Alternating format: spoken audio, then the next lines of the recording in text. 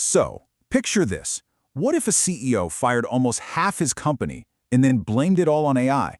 Sounds pretty wild, right? Well, that's exactly what Jack Dorsey did at Block on February 26, 2026. And wow, did it spark a debate. Are we looking at the dawn of a new, super efficient, AI-powered workplace? Or is this just a really convenient excuse to slash costs? Yeah, 40%.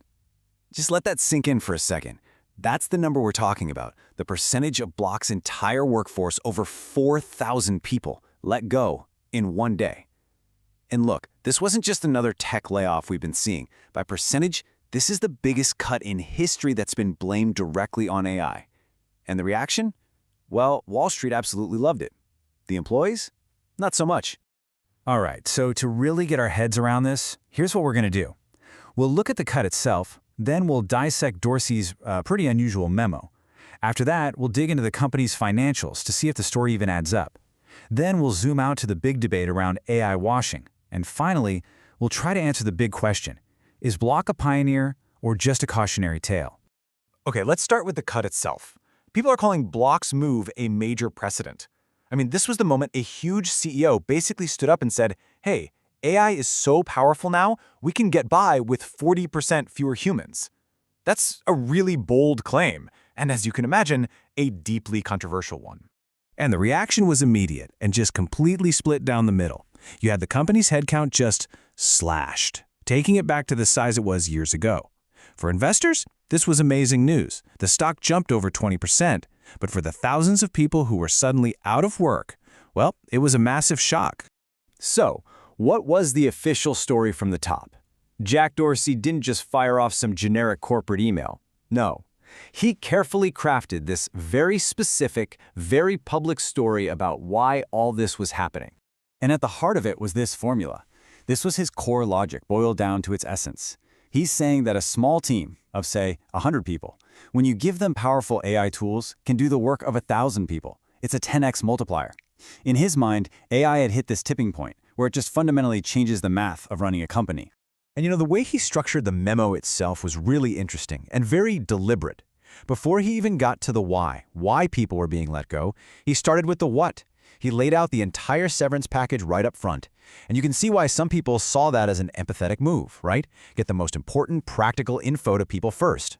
He even came out and said he'd rather it feel awkward and human than efficient and cold. But this is where the story really splits. On one hand, you have people saying, okay, that's transparent. But on the other, you have publications like The Register with a much, much sharper take. They basically said, yeah, right, because firing 4,000 people so machines can take their jobs would never come across as cold. You can really feel the sarcasm there. Okay, so that's Dorsey's story. But was AI really the reason for all this? There's a whole counter-narrative that suggests Block's problems had almost nothing to do with new tech, and everything to do with its own past mistakes. I mean, look at the numbers. This wasn't a company on the ropes, it was thriving.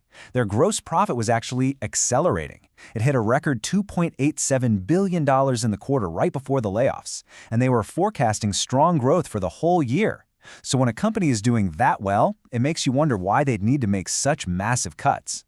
And right on the heels of those profit numbers, this timeline, well, it tells the other side of the story. Block more than tripled its headcount in just 3 years. They went from under 4,000 people to over 12,000.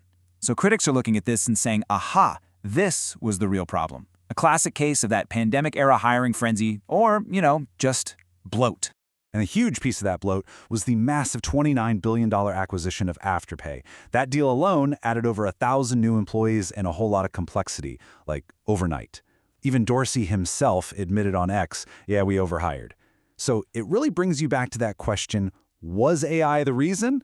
Or was it just the perfect cover story to clean up past mistakes? And all of this leads us to a much bigger conversation that's happening all over the tech world right now. It's a debate about this new term you might be hearing, AI washing.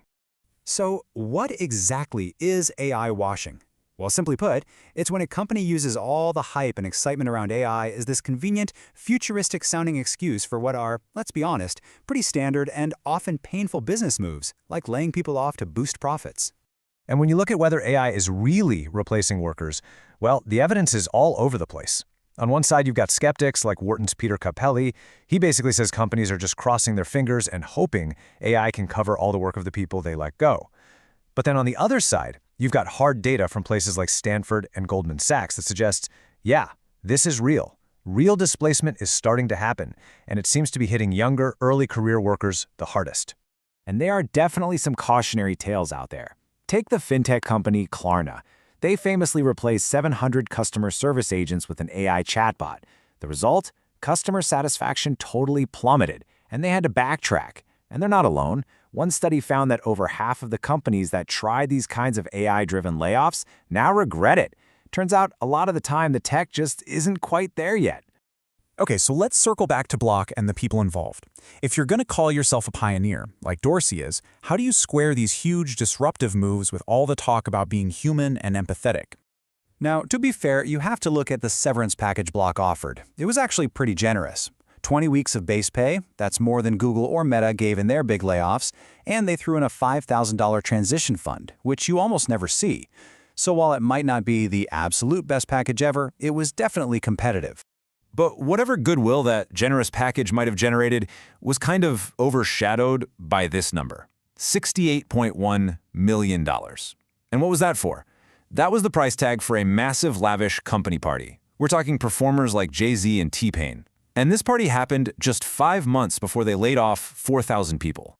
And if you want to talk about a corporate disconnect, you have to add this to the mix. In a staff meeting before the layoffs, Dorsey himself told his employees that a sizable portion of them were phoning it in. So just imagine that sequence of events. You're told you're slacking off, then the company throws a $68 million party, and then thousands of you get laid off. You can probably guess how well that went over. And all of this leaves us right back at that central question, doesn't it? Is Jack Dorsey a visionary, boldly leading us into the future? Or is this just a massive, costly mistake? Is he writing the playbook for the future of work, or is this a cautionary tale about what happens when you move too fast and break too many things? As of right now, Block is the biggest test case we've got. And how this all plays out?